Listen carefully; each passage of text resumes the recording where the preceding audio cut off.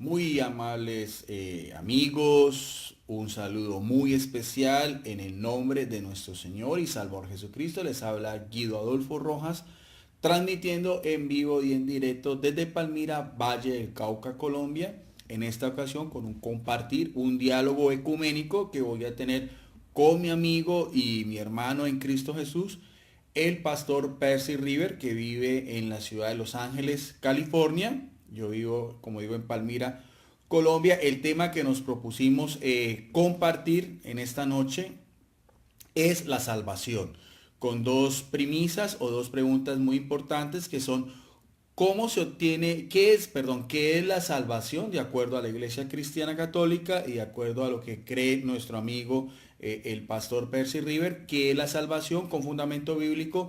Y la otra es cómo se obtiene la salvación de acuerdo a la postura teológica y doctrinal de ambas iglesias. Este compartir, como les decía yo, es un diálogo ecuménico, no es un debate, sino son reflexiones que vamos a hacerla. Hoy yo voy a hacer mi parte y esperamos después la parte del pastor Percy River.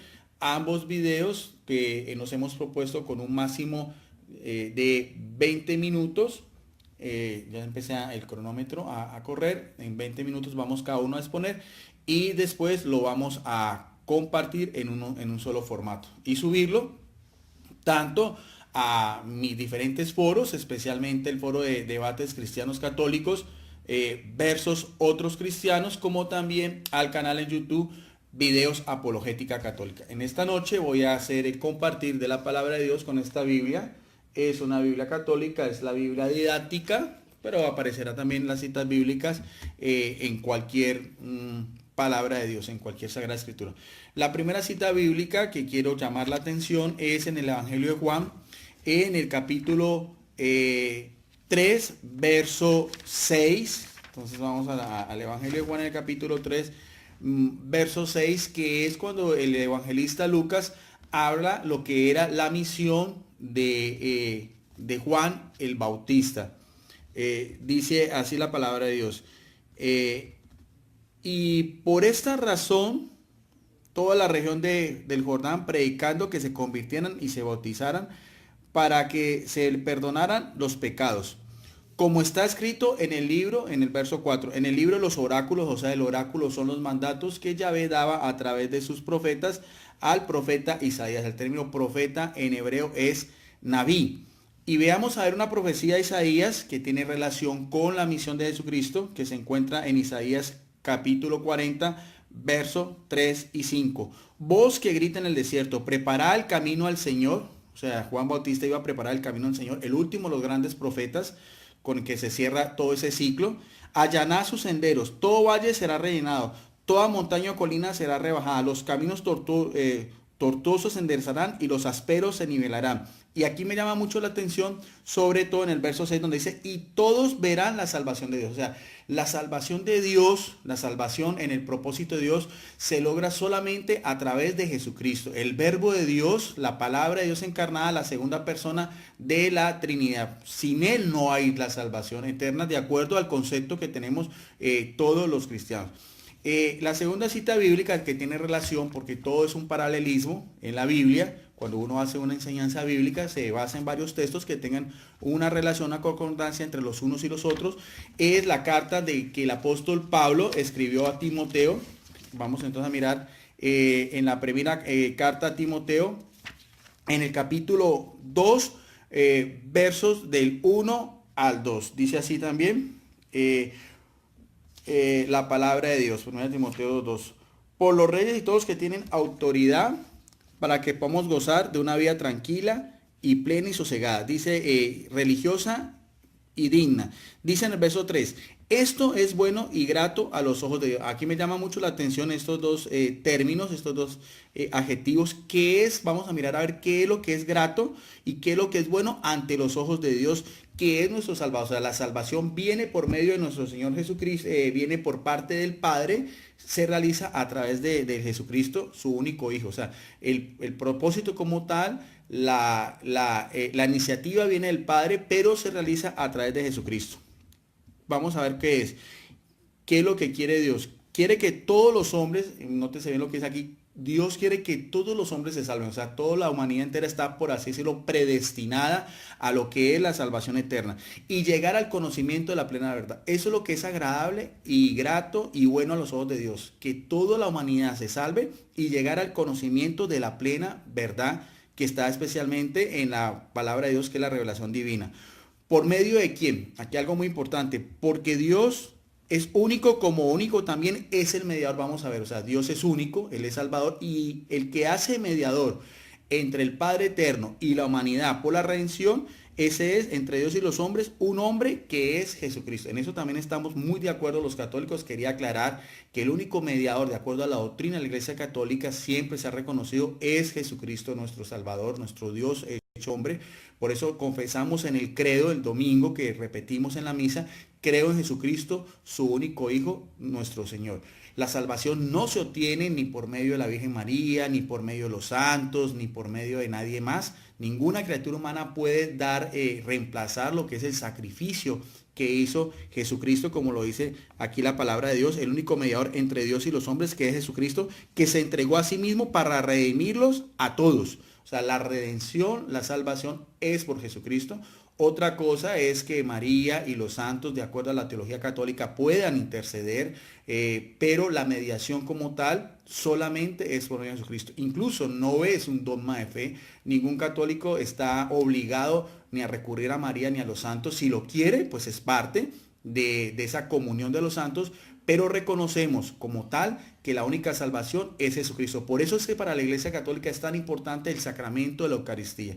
Los sacramentos como tal son los actos por los cuales un católico obtiene la salvación.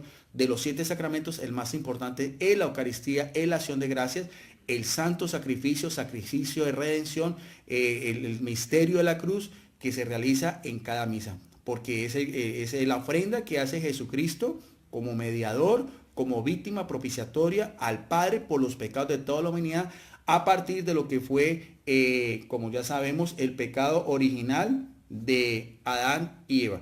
Ahora, otra cita bíblica que va complementaria es la primera carta de Juan, en el capítulo 2, verso del 1 al 2. Hijitos míos, así escribe Juan esta carta a los fieles, a sus discípulos.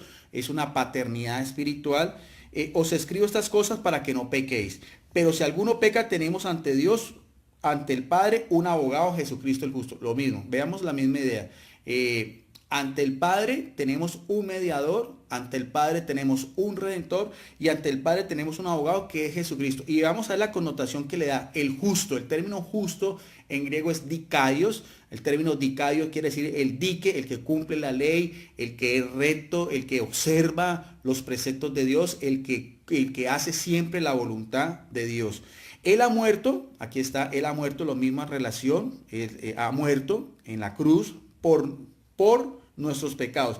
Y sigue diciendo el apóstol Juan, complementario a Pablo, y no solamente por los nuestros, sino por los de todo el mundo. O sea, la muerte de Jesucristo abarca a toda la humanidad. Aquí el término mundo en un interlineal, si usted busca, acordemos que el Nuevo Testamento fue escrito en griego koiné, ese es el idioma de los textos neotestamentarios. El término es cosmos y da a entender dos ideas: es el mundo entero o toda la humanidad. Eso entonces quiere decir teológicamente que la muerte de Jesucristo abarca a toda la humanidad entera como tal. No hay otro sacrificio, no hay otra sangre preciosísima por el cual se pueda obtener la salvación, ningún otro medio por el cual podemos alcanzar la vida eterna los que somos creyentes en Jesucristo, como lo decía anteriormente, como el Hijo de Dios. Ahora, viendo ya esos textos en que explico brevemente lo que Dios quiere, el propósito de Dios, la salvación que se obtiene por medio de Jesucristo, cómo Él es mediador, cómo también Él es abogado, cómo esa redención se obtiene por medio de la muerte de Jesucristo en la cruz y abarca a toda la humanidad. Es necesario también aclarar, de acuerdo a la teología católica, cómo se obtiene esa salvación. Veamos a ver, en primer lugar quiero que analicemos otro pasaje de los evangelios que se encuentra en el Evangelio de Lucas, en el capítulo 18, verso del 18 al 22. El Evangelio de Lucas, otra vez, que ha sido llamado también como el Evangelio de la Misericordia en esta Biblia católica, la Biblia didáctica. Vamos entonces a ver, 18 de Lucas, verso del 18 al 22, donde se habla Jesús y un hombre rico, muy conocido el encuentro de Jesús. Dice con este joven rico, un hombre importante le preguntó, vamos a ver que era un hombre importante, no era el común, se le acerca a Jesús y le dice, maestro bueno, aquí utiliza el término rabí o raboni, que quiere decir precisamente el maestro, alguien que enseñaba la Torá o el Antiguo Testamento. Y viene con una pregunta muy importante. ¿Qué debo hacer para heredar la vida eterna? Una pregunta que a todo creyente nos debe comprometer. ¿Cómo se obtiene la vida eterna? Y se le acerca a Jesucristo reconociéndolo como maestro.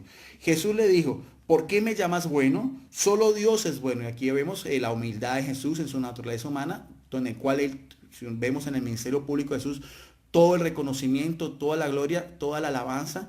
Todo lo que hacía Jesucristo era simplemente para agradar al Padre, porque la salvación viene por el Padre a través del Hijo.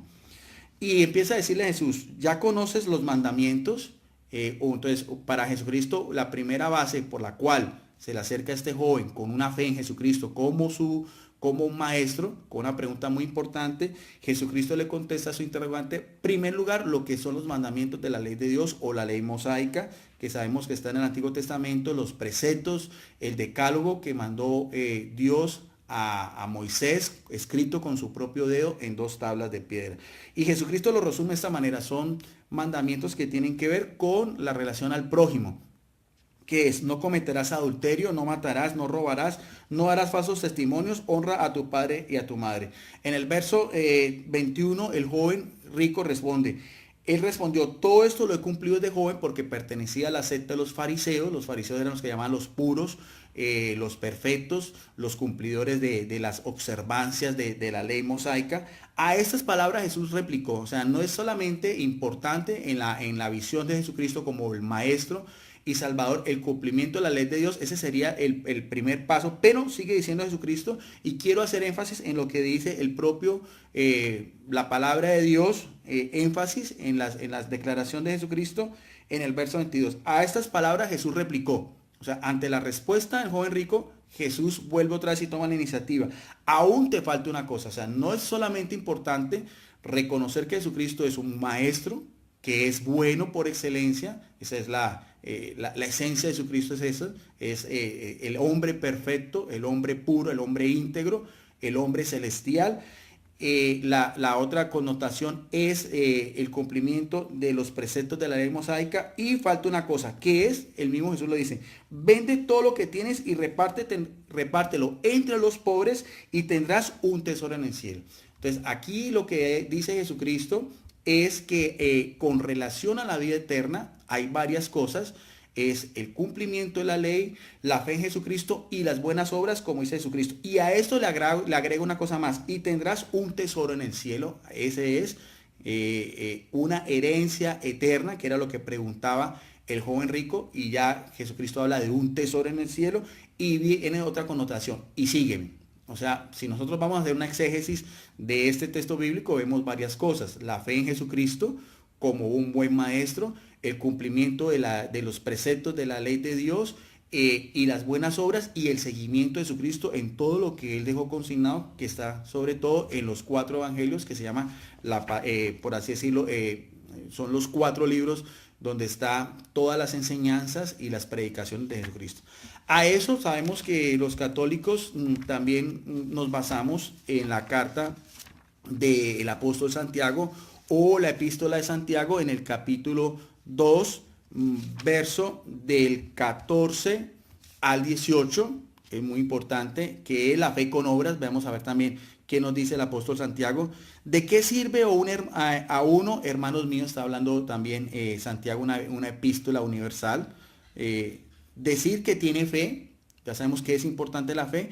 Si no tiene obras, y lo hace en forma interrogante, ¿podrá acaso salvar la fe solamente? No, el apóstol Santiago no está diciendo que la fe no es importante, pero está diciendo que si ese es el único precepto, el único requisito que es en el cual los hermanos cristianos evangélicos hace mucha énfasis, la sola fe. Aquí el apóstol Santiago está hablando de una fe que se complementa, que no es solamente un solo precepto, igual que lo que hizo Jesús con el joven rico. Y sigue diciendo, si un hermano o una hermana está desnudo y falta alimento cotidiano, y uno de vosotros le dice, id en paz, calentados y saciados, pero no le da lo necesario para su cuerpo, ¿de qué sirve? Hace otra vez otro interrogante. Así también, y dice otra vez el apóstol Santiago, la fe no está negando que la fe no es importante, sino que está diciendo que la fe, si no tiene obras, está muerta en sí misma. O sea, muy importantes esos dos parámetros, esos dos preceptos para todo cristiano, igual que le dice Jesús al joven rico.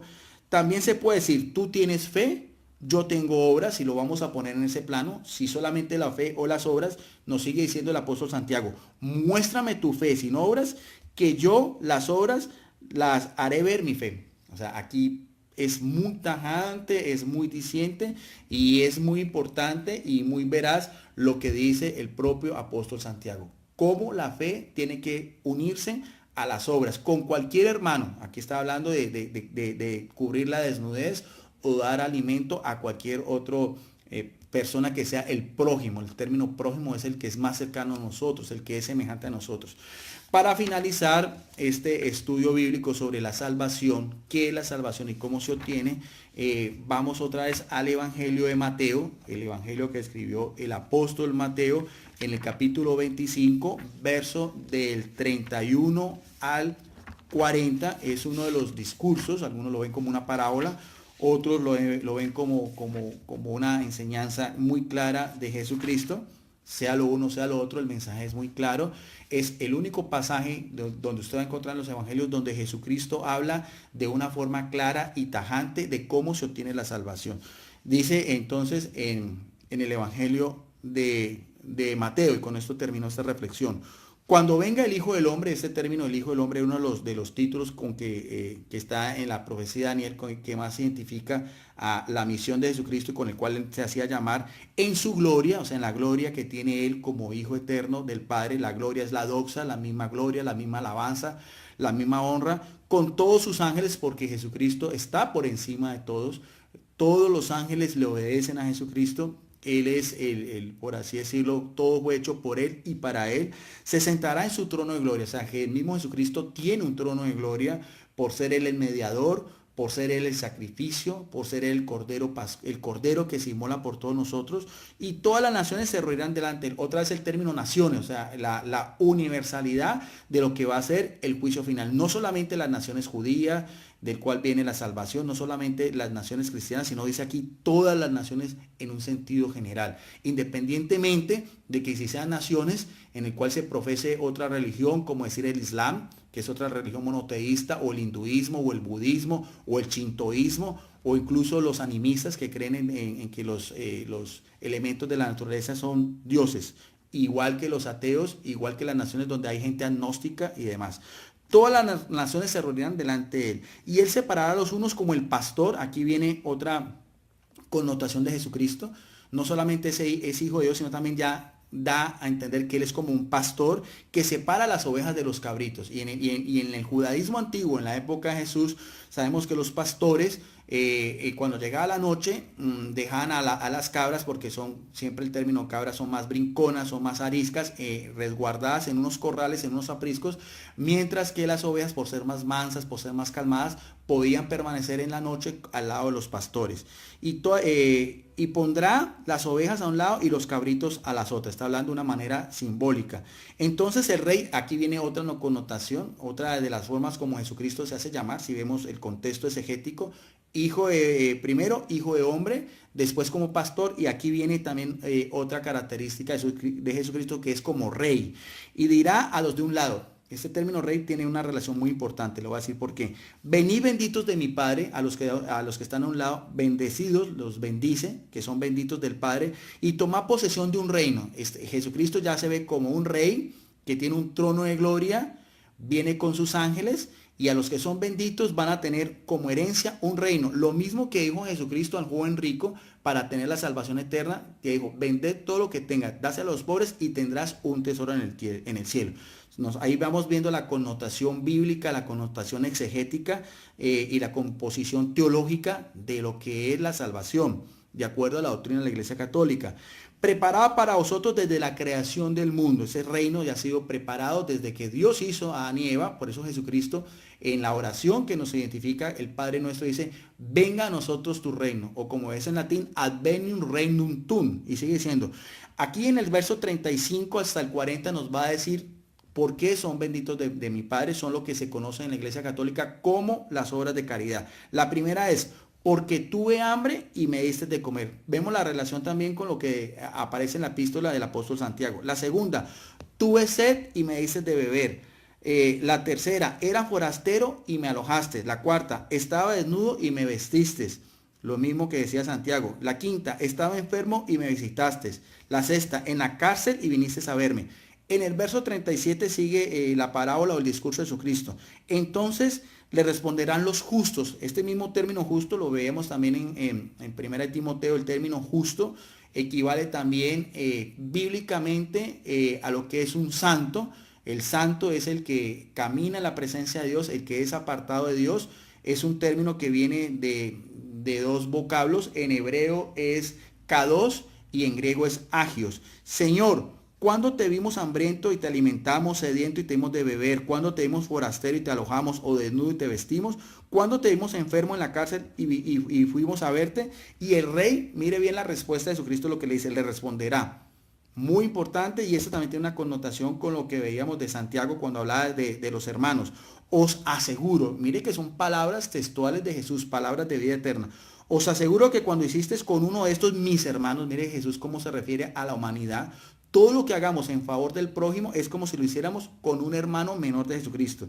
Dice, os aseguro que cuando lo hiciste con uno de mis hermanos más pequeños, conmigo lo hiciste. Ahí está muy claro, muy diciente cómo Jesucristo ve en las obras de caridad algo que es muy importante y que tenemos que tener en cuenta todos para obtener la salvación. No solamente la fe, no solamente el cumplimiento de los mandatos, no solamente el bautismo, no solamente la gracia, no solamente el reconocer que Él es el mediador, sino también todo es un complemento a la salvación. Se obtiene de acuerdo al que nosotros sigamos todo lo que son las enseñanzas de la Biblia. Entonces, en resumidas cuentas, la fe con obras, de acuerdo a la doctrina de la Iglesia Católica. Bien, entonces ahí está el tiempo, se me fueron lo que estaba planeado, más 20 minutos. Entonces vamos a esperar a la respuesta también de la perspectiva de la óptica de mi hermano, el pastor Percy River, en su visión como un pastor cristiano, sobre también estos dos mismos interrogantes. ¿Qué es la salvación y cómo se obtiene la salvación con fundamento bíblico? Y después los vamos a unir en un solo video y lo subiremos también tanto a mi foro, Debates Cristianos Católicos versus Cristianos, como a nuestro canal en YouTube que se llama Videos Apologética Católica. Esta reflexión también la saqué de este libro, que ustedes ya lo conocen, ya lo he mostrado anteriormente, que se llama Verdad de la Fe Católica. Son 21 temas relacionados con la teología. Tiene más de 920 citas bíblicas. Aquí hay el último tema, tiene que ver también sobre la santidad, sobre la oración, que tenía algo que ver también cómo se obtiene la santidad, la oración, el seguimiento de Jesucristo. Entonces, para que más adelante les diré sobre la forma de promocionarlo. Muchas gracias a todas las personas que en este momento están conectadas, que están viendo este video. Bendiciones para todos y quedamos como siempre en el amor, en la paz y en la unidad que nos debe de caracterizar a todos los cristianos, que es nuestro gran Dios y Salvador Jesucristo. Bendiciones para todos. Saludos en el nombre de Jesús. Soy el pastor Percy Riley y en esta noche, o en esta tarde, perdón, voy a estar hablando sobre la salvación. Esto es en referencia a un diálogo que tengo con el hermano teólogo católico, el hermano Guido Rojas. Oramos, hermanos, que sea de bendición esta plática. No es un debate, es un diálogo entre dos hermanos cristianos en la fe en Cristo Jesús. Como les dije, hermanos amados, soy pastor. En este momento estoy en proceso de ser ordenado con la Iglesia Metodista Libre. Estoy como pastor asociado en una iglesia en la ciudad de Paramount, California. Y ahí es donde estamos sirviendo con mi esposa y mis hijas en la obra del Señor. Y como les estaba diciendo, hermanos míos, esto vamos a hablar sobre la salvación. No va a ser un estudio largo, sino una breve reflexión de lo que es la salvación. En el libro de Romanos, capítulo 8:30, dice: y a los que predestinó, a estos también llamó, a estos también justificó, a estos también glorificó. Sí, la palabra de Dios nos dice ¿qué es la salvación? La salvación, hermanos amados, es el don de Dios para el ser humano. Lo vuelvo a repetir, la salvación es el don de Dios para todo el ser humano, para todos los seres humanos, sean blancos, sean negros, sean morenos, sean amarillos, sean azules. Cualquier ser humano puede tener la salvación de Dios. No es cuestión si eres rico, no es cuestión si eres pobre, tú puedes obtener la salvación de Dios. Sí, San Juan capítulo 3, verso 16 nos dice: porque de tal manera amó Dios al mundo, que ha dado a su Hijo unigénito, para que todo aquel que en él crea no se pierda, mas tenga vida eterna. ¿Cuál es el único requisito de Dios para obtener la salvación? Escucha bien en esto. En este momento acabo de leer o de decir San Juan 3:16, que se encuentra en la Biblia, ¿sí? La Biblia, como todos sabemos, es la palabra escrita de Dios, ¿sí? ¿Estamos de acuerdo en eso? Espero que sí. Es la palabra escrita de Dios y ese es nuestro fundamento de fe. Entonces, ¿qué es el requisito de Dios para el ser humano para obtener la salvación? Creer. San Juan 3:16 dice: porque de tal manera amó Dios al mundo, para todo aquel que en él crea, ¿sí? ¿Creer en quién? Eso es lo importante. Tú puedes creer lo que quieras, pero Dios te pide que creas en cierta persona. Esa persona, como dijo mi hermano Guido en su estudio, en su meditación sobre lo que es la salvación, que lo felicito, hermano, muy buena disertación, muy buena observación. Es cierto, yo también estoy de acuerdo con que Jesucristo es el único que salva, el único que redime, el único que justifica, porque no hay otro camino hacia el Padre que no sea Jesucristo. Sí, usted puede tener, y me refiero, cuando hablo de usted puede tener, no me refiero al hermano Guido, sino me refiero a todos los seres humanos. Tú puedes ser el mejor evangélico, haber nacido en cuna evangélica, haber estado en todos los servicios, pero si no crees en Jesucristo, no tienes salvación. Porque muchos se jactan diciendo: yo no adoro imágenes. Bueno, tampoco los católicos adoran imágenes. Yo no venero santos. Bueno, déjame decirte algo. A veces los evangélicos critican mucho a los católicos de venerar, de adorar y de otras muchas cosas. Pero también los evangélicos necesitan recordar algo importante, que no es tanto apuntar el dedo lo que te va a salvar, sino lo único que te va a salvar a ti es la fe en Jesucristo. Pero en esta tarde, hermanos amados, ¿qué es lo que pide Dios de ti? Fíjate, Dios no te pide que seas guapo, ¿sí? No. El único requisito que Dios te pide no es que seas guapo, que seas rico, que seas alto, que seas feo, gracias a Dios. No es eso lo que Dios pide, no es ese el requisito, porque si no muchos no calificaríamos. El único requisito que Dios pide es que seas creyente, que creas.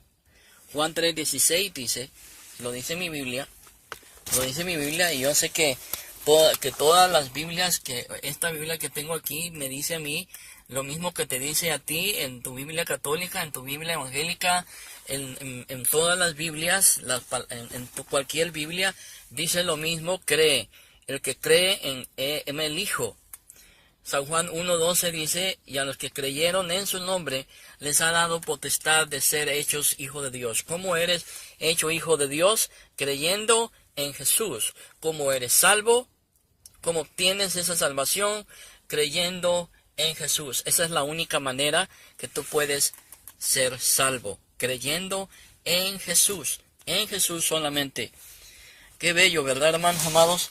Entonces, hermanos míos, vamos fíjese bien, me van a disculpar que voy a leer mis notas, ¿ya?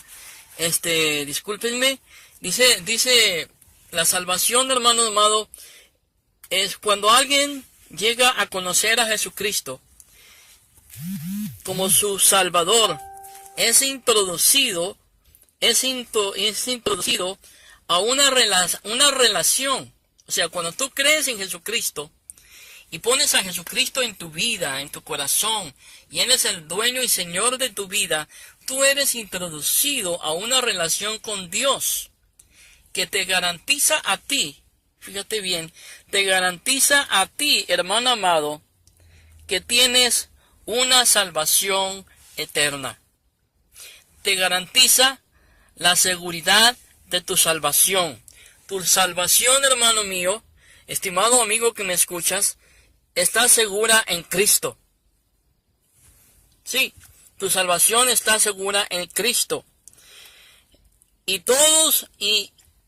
esa seguridad es eternamente garantizada en Jesús. O sea, no está garantizada en yo como persona, porque yo no te puedo garantizar que eres salvo o que quizás eres salvo, pero tu relación con Jesús mismo te garantiza la seguridad de tu salvación. ¿Sí? Romanos 8:30 nos dice, y lo voy a estar leyendo aquí de la Biblia, dice, y a los que predestinó, a estos también llamó. ¿Sí? Dios te llama. Dios te llama. A estos también justificó. ¿Quién justificó? Dios en Cristo. El único que salva, el único que llama, el único que justifica es Jesús. A estos también glorificó. En pocas palabras, hermano amado, cuando tú vienes al conocimiento de Jesucristo, Jesús te salva. ¿Sí? Y entras a una relación, hermano amado, directa con el Padre, y que está garantizada de que tienes salvación eterna. Eso es lo que Cristo hace en la salvación. Este versículo nos dice que desde el momento en que Dios nos escogió, es como que si fuéramos glorificados. ¿Sí? Porque Dios ya lo tiene propuesto en el cielo. Dios ya sabía que tú ibas a ser salvo. Dios ya sabía que ibas a recibir a Jesucristo como tu único y verdadero Salvador. Y no hay nada que impida al creyente ser glorificado un día. Tu salvación está garantizada en Cristo. ¿Sí? Porque Dios ya lo dispuso en el cielo. O sea, no hay manera, hermano amado, que tú puedas perder tu salvación. Es a eso a lo que me estoy refiriendo. Romanos 8:33 a 34, Pablo nos hace dos preguntas, hermano amado, en estos versículos, Romanos 8:33, 34, y ustedes lo pueden buscar en su Biblia, hermanos amados. Disculpe que yo no lo lea, porque honestamente estoy en mi hora de almuerzo, y ya me quedan unos minutos para entrar, pero Romanos 8:33, 34, hermano amado, aquí Pablo nos hace dos preguntas. Dice, ¿quién acusará a los escogidos de Dios? ¿Sí? Dios es el que justifica. La segunda es, ¿quién es el que condenará?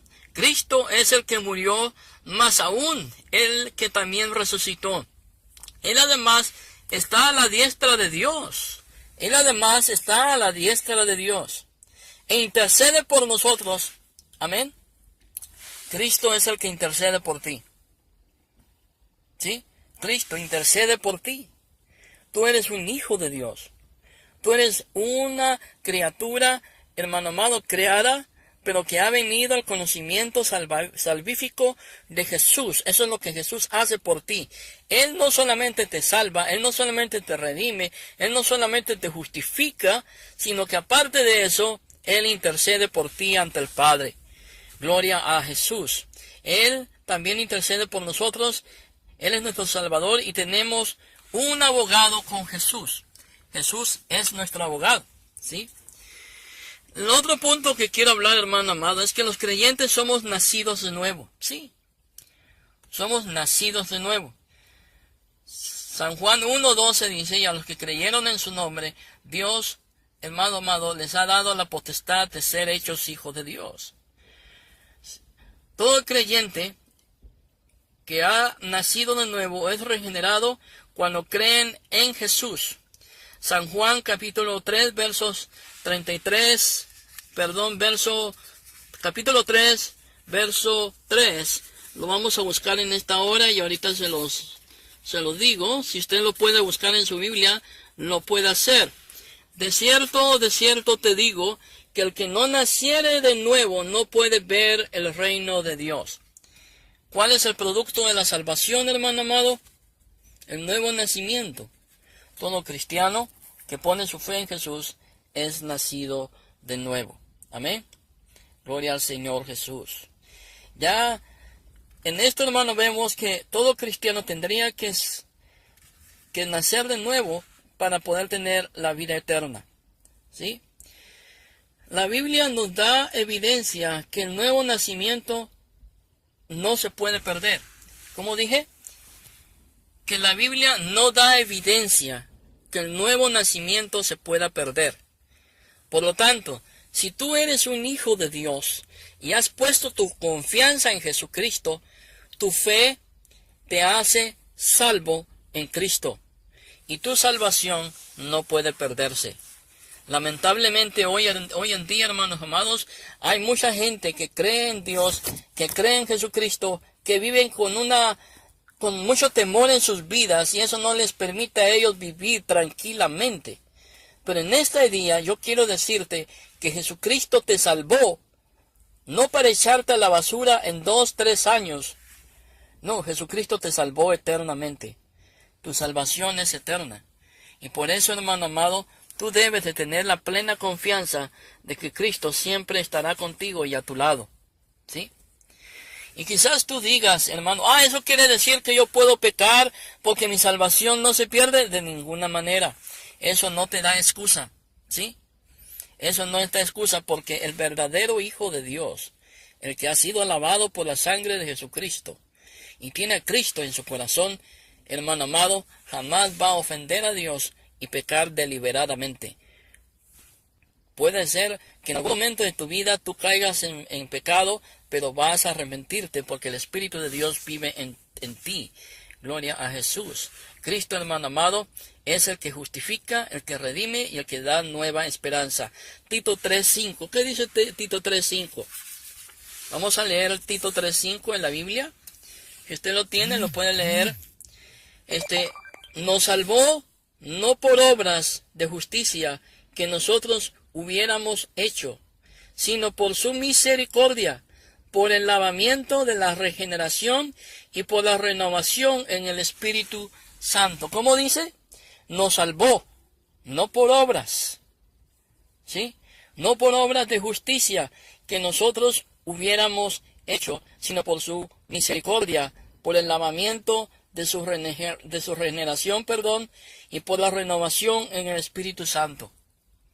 ¿Sí? Y quizás ustedes digan, quizás salga alguien ahí diciendo, sí, el hermano está contradiciendo al hermano Tito, al hermano Guido, es que estoy viendo Tito, pero discúlpenme, no, de ninguna manera. ¿Cómo quiere decir esto? Ahorita se los explico. De ninguna manera, hermanos amados, hemos hecho algo. O sea, nadie de nosotros murió en la cruz del Calvario. ¿Sí? El único que murió en la cruz del Calvario para redimirnos, para salvarnos de la muerte y del infierno, fue Jesús. La salvación no se encuentra en nadie más, hermanos míos. ¿Sí? Porque entonces cuando vamos a Santiago, Santiago nos enseña sobre las obras. ¿Qué tan importantes son las obras en el creyente? Son sumamente importantes. Son sumamente importantes. ¿Sí? ¿Sí me pueden decir por qué son importantes? Bueno, yo les voy a decir lo que dice Santiago. Santiago dice, hermanos amigos, tú dices que tienes fe, pero no tienes obras. Pero yo te voy a mostrar el producto de mi fe en las obras que yo hago. Entonces, ¿qué tan importante es las obras? Son importantes porque las obras son el producto de nuestra fe, son el producto de nuestra salvación. ¿Sí? Hay muchos creyentes que dicen, no, yo soy salvo por Jesucristo, yo ya creí en Jesucristo y nadie me puede quitar la salvación, yo no necesito hacer obras para ser salvo. Hermanos míos, yo no estoy hablando de hacer obras para ser salvos, yo estoy diciendo que porque somos salvos necesitamos hacer obras. ¿Sí? Es muy fácil, hermano amado, decir, pero yo soy creyente, yo soy cristiano, yo soy pastor, yo soy esto, yo soy aquello, pero estoy dormido en mis laureles. ¿Cuándo fue la última vez que saliste a la calle a ayudar a los pobres? ¿Cuándo fue la última vez cuando un limosnero se te acercó y te pidió dinero y tú no se lo diste? Porque usaste la excusa. Este lo va a usar para drogas. Este lo va a usar para cigarrillos. Bueno, ¿y a ti qué te importa en lo que él lo va a usar? Lo importante es que tú ayudes a ese hambriento, a ese pobre hombre, porque eres cristiano. Porque dices amar a Dios. Por eso es importante que ayudes a los pobres, que ayudes a los menesterosos. Hay gente, hermano amado, y lo voy a decir con mucho cuidado y con mucho amor, no para herir, no para ofender a nadie, pero hay gente que prefiere darle $5 o $20 o $100 a esos pastores que se viven pidiendo dinero que ayudar a un pobre hambriento en la calle. Hermanos, eso está mal. Porque muéstrenme en la Biblia donde dice que yo debo de ayudar, hermano amado, al pastor para que se compre su carro, al predicador para que se compre su casa. La Biblia no me dice eso. La Biblia me dice a mí, me enseña a mí, hermano amado, que como creyente en Cristo, yo debo ayudar a los pobres. Porque Jesús mismo dice, Jesús mismo nos enseña que cuando ayudamos a un pobre, lo estamos ayudando a él. Entonces, somos salvos, pero necesitamos hacer obras, necesitamos tener evidencia de la fe que decimos tener. Porque es muy fácil decir, yo soy cristiano, yo soy aleluya, yo soy evangélico, o yo soy un buen católico que voy a la misa todos los días, ¿sí? A la misa todos los domingos. Pero ¿cuál es la evidencia de tu catolicismo? ¿Cuál es la evidencia de tu vida evangélica como cristiano? Entonces, hermanos, ya el tiempo se me está cortando y voy a tratar de ir deprisa. Entonces, hermanos amados, miren, Juan 3:15 nos dice claramente que todo el que cree en Jesucristo tiene vida eterna. Si usted cree en Jesucristo, hoy ya su vida, ya usted goza de la vida eterna. Pero si la pierdes mañana, eso quiere decir que nunca la tuviste. Y como les estaba diciendo yo, hermano amado, muchas veces nos guiamos por las emociones, muchas veces nos dejamos guiar por los pensamientos de, soy cristiano, de soy todo esto. Pero hermano amado, ¿cuál es la evidencia de tu vida? ¿Sí? ¿Cuál es tu evidencia de que realmente eres lo que dices ser? ¿Sí? Entonces, hermanos amados, tenemos vida eterna. Hemos visto cómo se adquiere la salvación. Hemos visto lo que es la salvación, el producto de la salvación, hermano amado. La evidencia de lo que dices ser tú son las buenas obras que tú haces para Cristo. Entonces, hermanos, para concluir, deseo terminar con esta reflexión diciendo que el único que nos puede ayudar, hermano amado, a vivir la vida cristiana es Jesucristo. El único que nos puede dar la evidencia a todo el mundo de que realmente somos cristianos es nuestra fe cristiana. Quizás haya alguien aquí escuchándome cuando vean este video que diga, pero hermano, yo ya me cansé de vivir la vida cristiana. ¿Sí? Ya me cansé de ayudar a los pobres. Ya me cansé de estar todos los días en la misa o estar todos los días en el culto. Ya me cansé de ayudar en la iglesia. Ya me cansé de salir a ayudar a los pobres, de llevarles pan, de darles agua, de hacer todo esto. Qué bueno que ya te cansaste. Sí. Qué bueno que ya te cansaste. Ahora deja que Cristo lo haga a través de ti. ¿Sí? ¿Sí me entendiste? ¿Sí me oíste? ¿Ya te cansaste? ¿Ya estás aburrido? Primero, dale gracias a Dios que Él no se ha cansado de darte vida, de darte para que comas, de darte para que respires, de darte, hermano amado, las provisiones para que toda tu familia tenga algo que comer todos los días, 3 veces al día, y algunos hasta 4, 5, 6. Dale gracias a Dios que Él no se ha aburrido de mantenerte. Entonces, hermano amado, ¿ya te aburriste? Qué bueno. Ahora deja que Cristo, hermano amado, viva su vida en ti. Que Dios les bendiga, hermanos, Dios les guarde, y esperemos en Dios que esta reflexión les ayude, sea algo que hayamos aprendido. Saludos a mi hermano Guido, le amamos en Cristo, viva Colombia, y que Dios les ayude. Mañana creo que juegan, ¿no? Con algún país, no me acuerdo cuál. Lo importante es que me acuerdo de Colombia. Que el Señor les bendiga, Dios les guarde, y hasta la próxima. Se despide de ustedes el hermano Percy Riley. Buenas tardes, buenas noches, buenos días. Bye bye.